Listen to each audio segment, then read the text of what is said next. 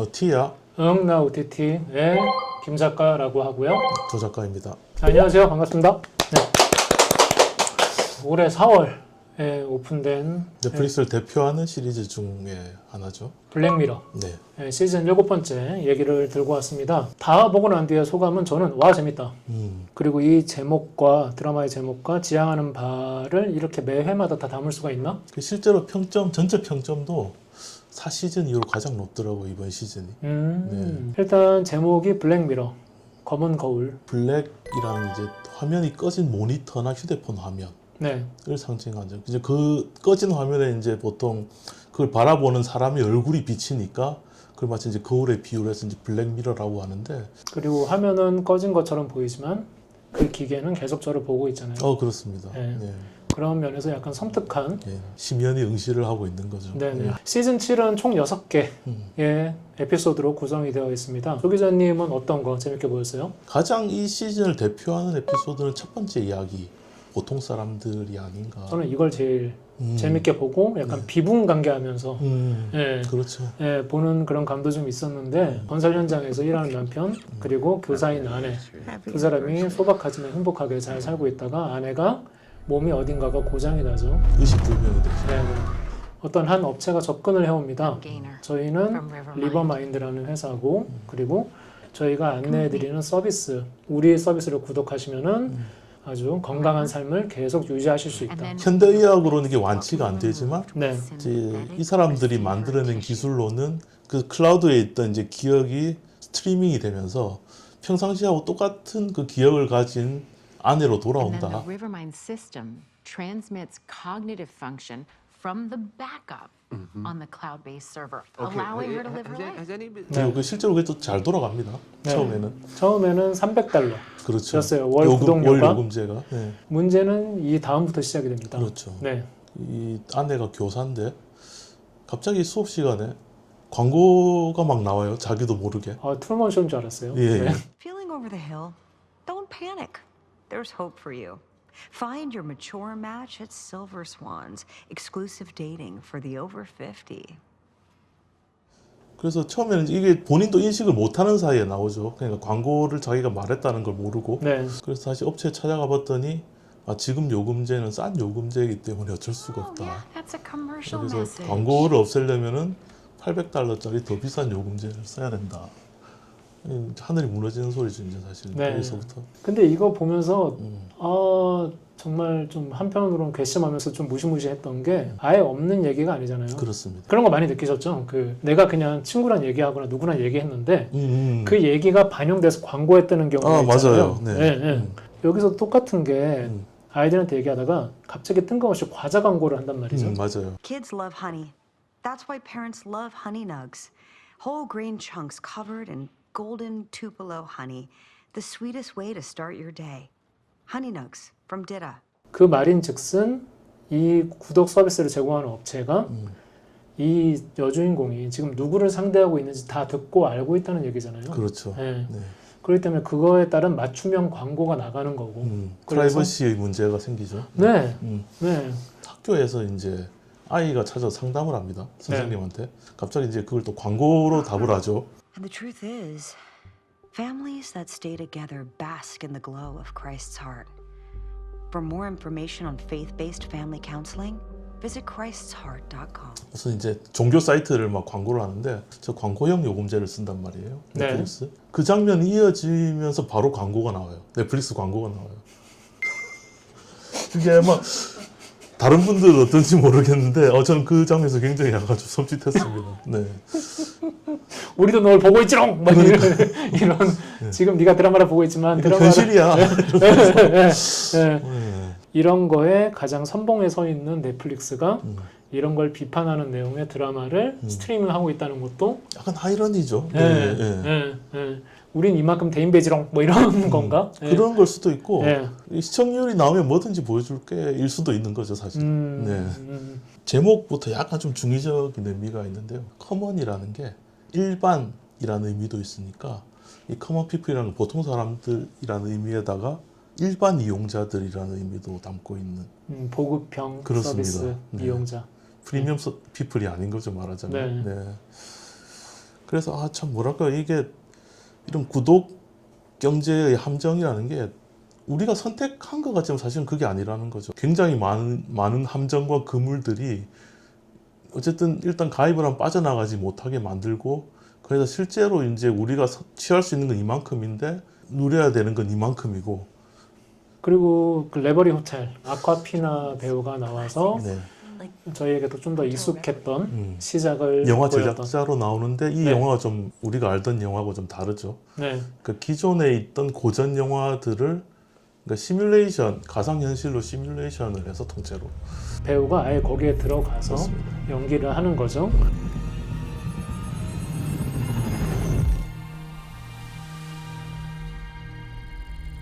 흑백 영화의 세계 속으로 들어가니까 이제 본인도 이제 흑백이 되는 거죠. 네네.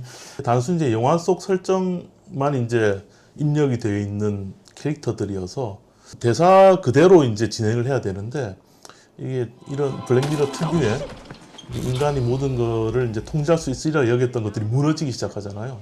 그 내부에서도 이제 혼란이 일어나기 시작하고, 그 AI였던 캐릭터들이 자각을 합니다.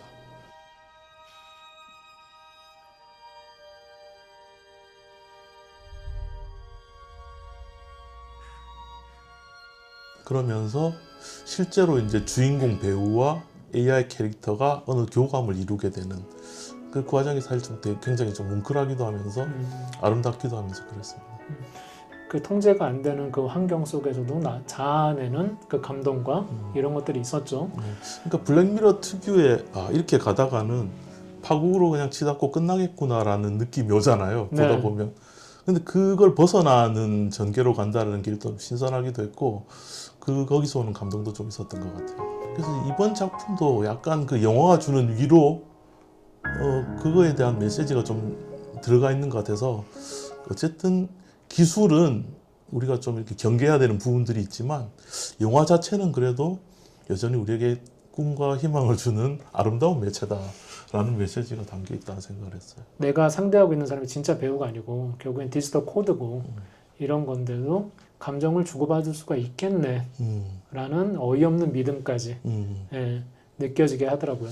그리고 그 지금 블랙미러 시즌 7을 본 시청자들이 많이 엄지척하는 에피소드를 하나 더 얘기를 하자면 율로지인 것 같아요. 5번째 에피소드. 예, 네. 율로지가 그 추도사라는 네. 뜻일 텐데 폴 지아마티가 명연기를 합니다. 그렇습니다. 사실 이 배우가 제일 잘하는 연기죠. 약간 예민하면서 자의식 강한, 그 혼자 살았던 것 같아요. 꽤 오랫동안 고독한 삶을 살다가 갑자기 어떤 업체에서 연락이 오는데 첫사랑, 아마도 첫사랑이었을 것 같은 Tell her I'm sorry 여자친구분이 for her loss. 사망을 했다. 그래서 뭔가 이게 추도사 같은 걸 추모 영상 같은 걸 만들어야 되는데 도움을 줄 수 있느냐로 이제 이야기가 시작이 되죠. 그 사진 안으로 아예 들어가잖아요. 네. 예, 들어가면서 그 현장에 내가 와 있는 듯한 Jesus Christ. 그런 상황을 겪으면서 그때 우리가 이렇게 여기서 만났었고 이것 때문에 싸웠었고 이런 걸 하나하나씩 기억을 걷는단 말이죠. 이 사람이 거의 원맨쇼에 가깝잖아요. 사실. 그렇습니다. 저도 네. 1인극에 가깝다고 생각을 해서 봤어요. 네. 네. 마중물이 되는 사진들을 하나씩 복귀함으로써 자기가 하고 싶었던 말까지 결국에 도달하게 되는 그렇죠. 약간 심리 치료의 과정이기도 한데 이 사람이 이 첫사람한테 굉장히 상처를 받아서, 그리고 그 사람 때문에 내 인생이 망가졌다라고 아마 원망하면서 30년 세월을 보냈던 것 같아요. 근데 이 과정에서 그 감정들을 이제 직시하게 되죠, 이 사람이. 그러면서 이제 조금씩은 어쨌든 자기가 폐기 처분하고 돌아보지 않았던 과거하고 조금씩 화해하게 되는 그런 과정을 보여줍니다. 블랙미러가 그 특유의 냉소가 있단 말이죠. 근데 그 냉소를 거두고 그렇습니다. 거의 유일하게 이번 시즌에서 온기를 전한 저는 마지막 그 장면이 꽤나 오래오래 기억에 남을 것 같습니다. 그 장면이, 그러니까 아마 그런 사람들 많을 것 같은데, 어떤 음악을 들으면 굉장히 안 좋았던 기억이 떠올라서 그 음악을 안 듣는 사람들이 있잖아요. 네. 저도 그런 게 몇 곡이 있는데 이불킥 했던 어떤 과거, 이불킥 할 만한 과거도 있고. 그러니까 뭐 물어보면은 역정 내실 건가요? 어쨌든 뭐 별로 재밌는 이야기는 아니어서 어쨌든 그런 음악을 들으면서 이제 과거를 다시 이제 화해하게 되는 거지 않습니까? 네. 그래서 좀 더 와닿는 부분이 있었고 약간 좀 거창한 얘기이긴 합니다만 그 한강 작가가 한 말 중에 네. 어떻게 죽은 자가 산자를 구원할 수 있는가? 전 이 영화에도 마찬가지 이야기가 가능하다고 생각합니다. 결국은 어쨌든 그 죽은 여자친구를 통해서 이 30년 동안 굉장히 자기 연민의 세계에 빠져있던 남자가 결국은 구원을 받잖아요. 그 외에 좀 논쟁적인 에피소드를 꼽자고 하자면 저는 두 번째, 베트 누아르. 예, 이게 프랑스 말로 너무 싫은 사람이란 뜻이라고 하더라고요. 그 베트가 짐승, 예. 그 누아르가 검은 짐승인데 그러니까 혐오의 대상, 너무 싫은 것, 뭐 이런 뜻이라고 하더라고요. 네. 그러니까 이제 제과 회사에서 일을 하는 여자 주인공이 네. 있는데 고등학교 때 굉장히 좀 이렇게 싫어했던 친구가 이제 신입으로 들어온단 말이에요. 아, 몰라, 제 근처에서 뭔가 이상한 일이 생겨라고 이야기를 하다가 실제로 그런 일들이 막 일어납니다. 네. 이를테면 그 친구한테 메일을 보냈는데 그것 때문에 일이 잘못됐는데 알고 보니 자기가 메일을 잘못 보낸 걸로 이렇게 자기 기억과는 다르게 뭔가 진행이 돼 있고 하여튼 자기가 기억하고 있는 현실들이 조금씩 뒤틀려요. 네. 그래서 이게 처음엔 보다 보면 저 사람을 너무 미워하기 때문에 이 사람이 집착에 사로잡혀서 약간 현실 감각을 잃었구나 라고 생각을 하면서 이제 보게 되죠. 점점 주인공이 기억을 잘못하고 실수를 하고 네. 이런 것들이 보여지면서 진짠가 아닌가 이런 식으로 점점 혼란 속으로 빠져들게 하죠. From my perspective, she's hardworking. You know, she's well liked. She's done nothing wrong. Yeah, she's doing this. No one is doing anything. 근데 또 아닌 게 아니라 이게 넷플릭스도 와 머리를 잘 썼다 싶은 게 그거 가지고 사무실 사람들하고 싸우는 게 있어요. 맞아요. 바니스냐? 치킨 가게 이름이 네. 버니스냐 바니스냐 이 철자를 가지고 네. 싸우는데 It's Bernie's. It was the chain, Barney's. They were all over South London. Yeah, sorry, I've got to say, I think it was Barney's, like Barney's chicken. Okay, I know for a fact that She's is getting a Bernie's. strap on. Yeah, Nick, because my boyfriend used to work at a Bernie's and he still wears a baseball cap from there. So I see the logo every single day. So I know it is Bernie's.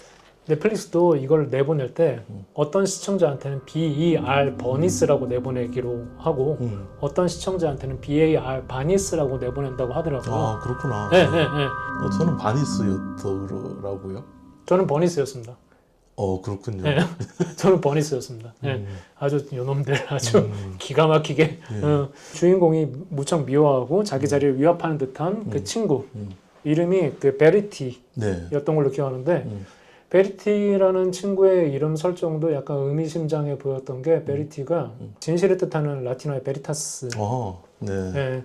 그래서 이 사람이 결국에는 꿈이거나 말하는 게 곧 진실이 되는. 네. 그러니까요. 네. 그리고 이게 보다 보면 이게 결국은 복수극이구나가 되는 거죠.